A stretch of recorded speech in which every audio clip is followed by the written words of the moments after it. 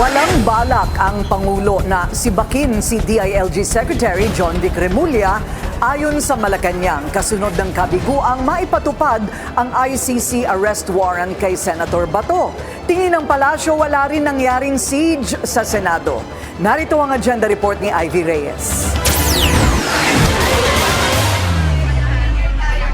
Dismayado si PBBM sa nangyaring barilan sa Senado, gayon din sa pag-eskapo ni Senator Ronald Bato de la Rosa kahit na nasa ilalim ito ng protective custody ng Senado. Kaya naman, may panawagan ng Malacanang kay Senator Bato.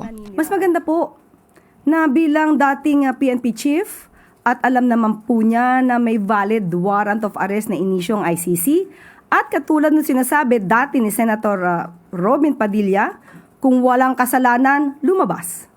Tinutukoy ng palasyo rito ang ngayon viral na video ni Senator Robin Padilla kung saan nanawagan itong sumuko na si dating Senador Antonio Trillanes kaugnay ng Oakwood Mutiny at Manila Peninsula Siege. No comment naman ang Malacanang nang tanungin kung sang-ayon ba ito sa mga haka-hakang staged ang barilan. Pero tinabla nito ang pahayag ni Senate President Alan Peter Cayetano na inatake raw ang Senado. Senate siege. Was it under attack? It was not.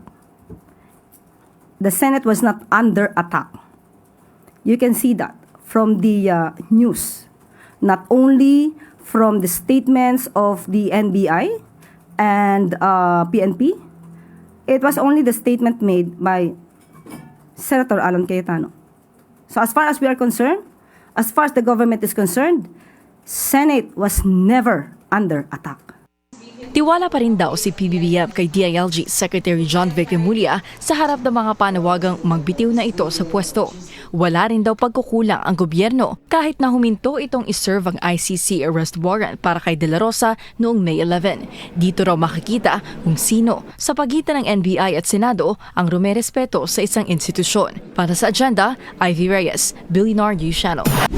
Manatiling nakatutok sa Bilyonaryo News Channel. Sumubaybay sa aming social media accounts at mag-subscribe sa aming YouTube channel para sa mga bago at eksklusibong balita.